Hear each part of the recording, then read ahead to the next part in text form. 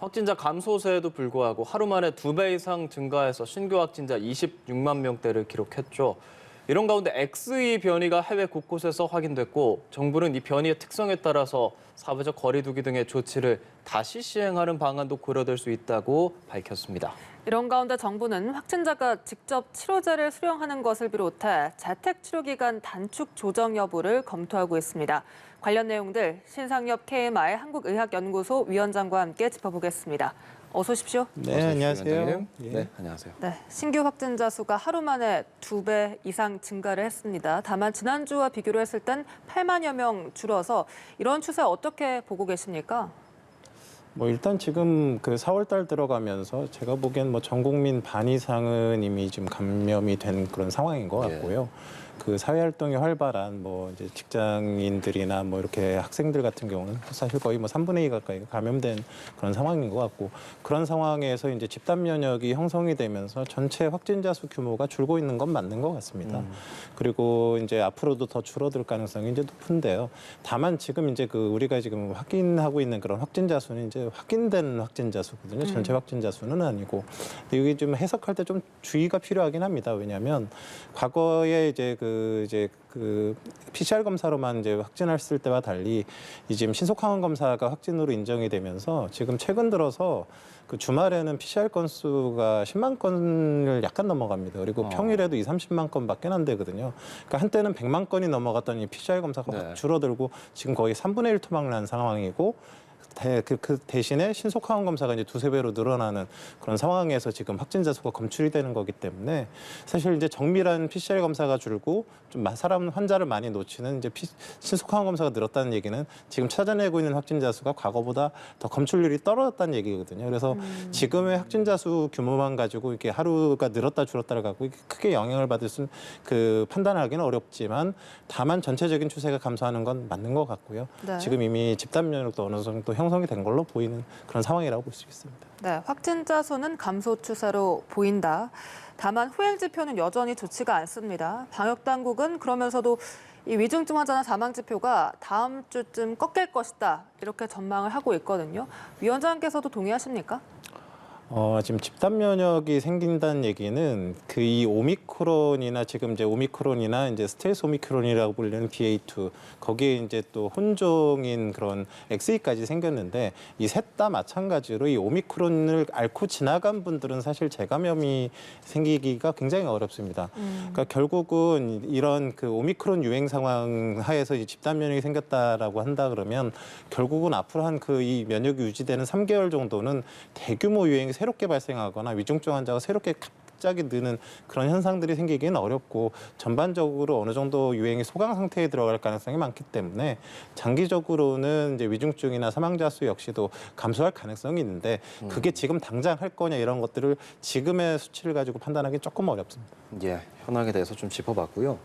최근에 전파력이 더 높다는 XE 변이, 이것 좀 여쭤보고 싶었어요. 국민들이 불안해하고 있거든요. XE 변이의 위험성이 어떤지, 그리고 우리나라에 들어올 가능성이 있는 건지 현재까지 알려진 것들 좀 말씀해 주실까요?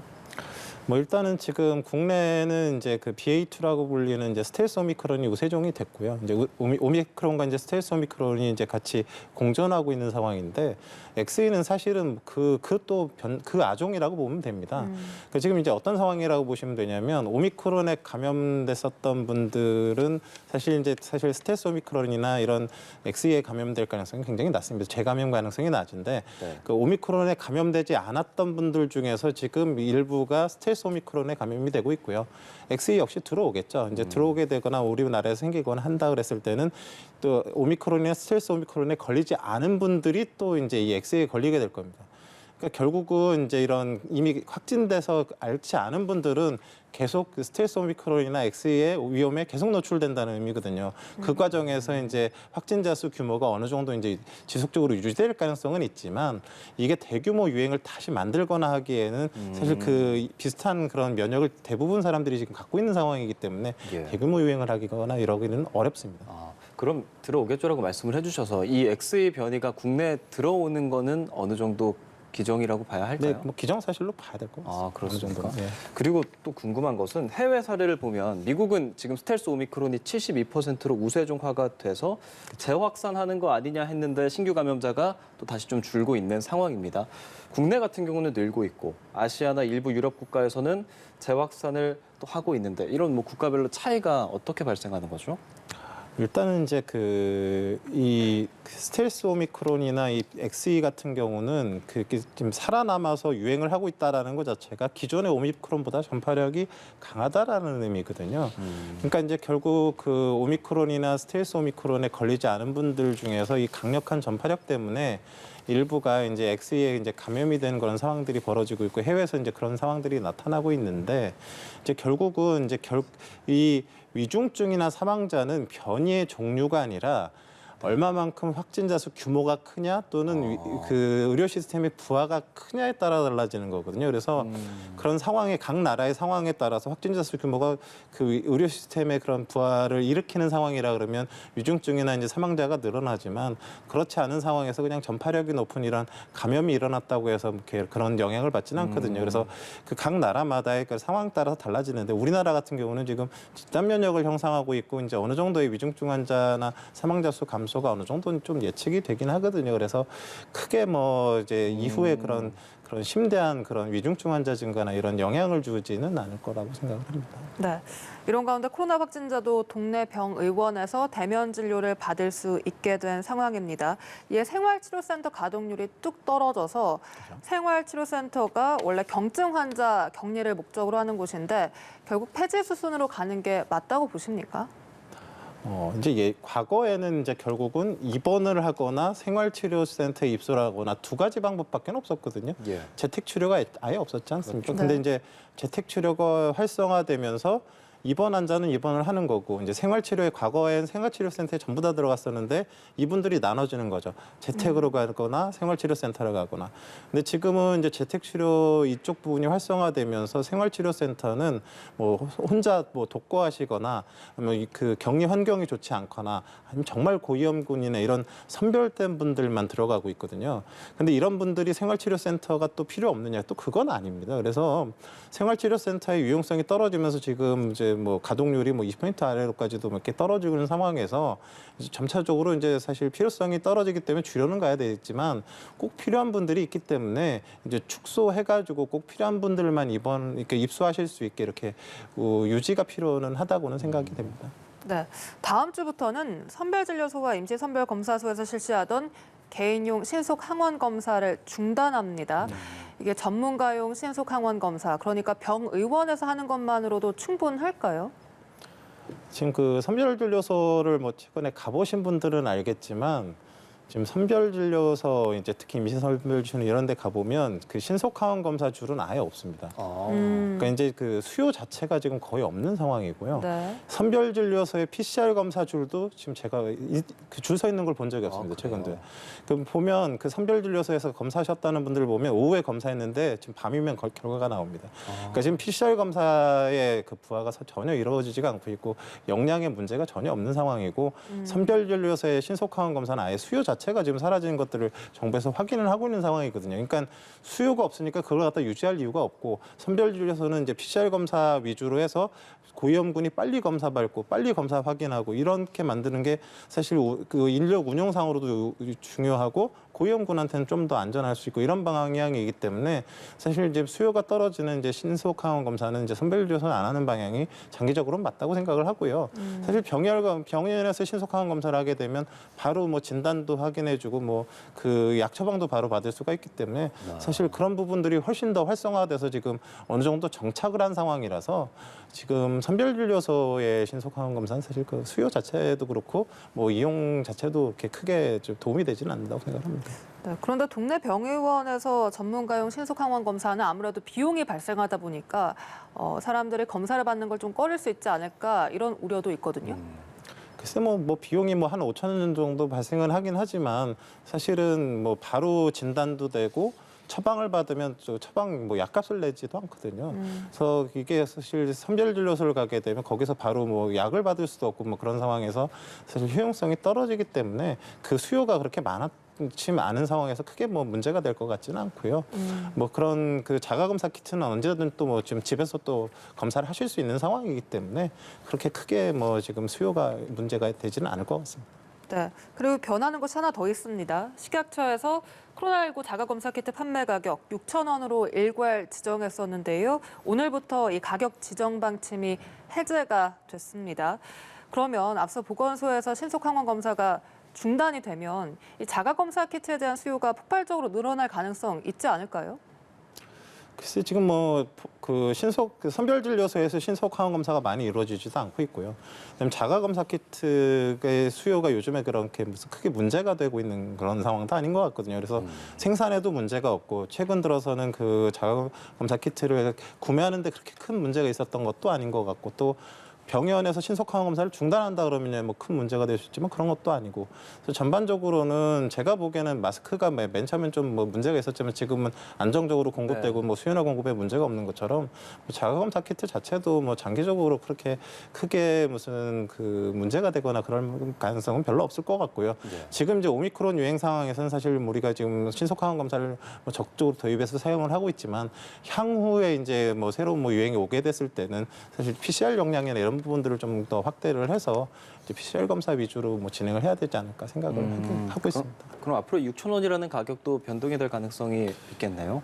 제가 보기엔 더 떨어지지 않을까 그런 생각이 더 들거든요. 그래서 지금 병원 신속 항원 검사가 굉장히 잘 정착이 돼 있는 상황이기 때문에 자가 검사 키트를 굳이 이렇게 막 자주 이렇게 사용을 해야 되는 그런 환경은 아닌 상황이고 공급도 어느 정도 원활하기 때문에 그렇게 가격이 막 오르거나 그러진 않을 것 같습니다. 예. 한편 지금 7일인 재택 치료 기간을 줄이는 방안을 검토하겠다고 밝혔습니다. 우리나라의 이 7일이 좀 긴 편입니까? 사실 이 길다 짧다 이 격리 기간은 그 정책적으로 정부에서 결정하는 겁니다. 사실 그 뭐 리얼 월드에서 그 확진자가 바이러스 배출을 얼마나 길게 하느냐 뭐 12일까지도 하거든요. 그리고 실험실적으로는 14일까지도 가능합니다. 이론적으로는. 그런데 실제적으로 7일 정도만 그 격리를 하게 되면 그 이후에 마스크 착용자라고 그런 그 조심을 하게 됐을 때 사실 다른 사람에게 감염 가능성은 거의 없고요.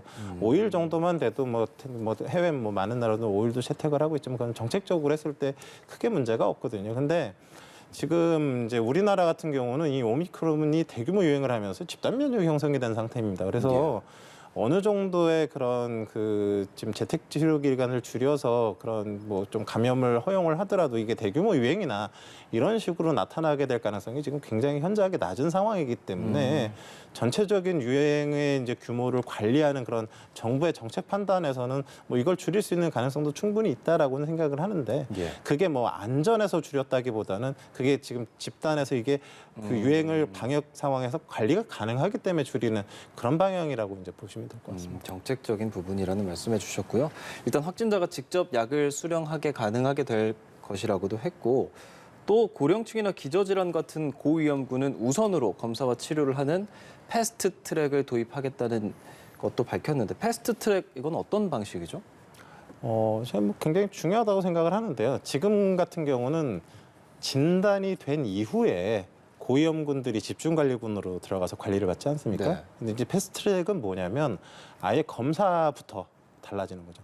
그러니까 고위험군들은 검사부터 빨리 받고 검사를 다른 사람보다 빨리 받고 진단도 빨리 되고 약 처방도 빨리 받을 수 있는 이런 트랙을 만들게 되면 지금은 진단 이후에 나눠지니까 그 이후에 이제 혼란도 있고 좀 약 받는데 어려움도 있고 뭐 이런 게 있었는데 그걸 더 단축하겠다라는 거죠. 그러니까 지금보다 더 고위험군에 집중해서 빠른 진단과 치료가 이루어지게 만들겠다라는 그런 트랙을 만들겠다라는 거거든요.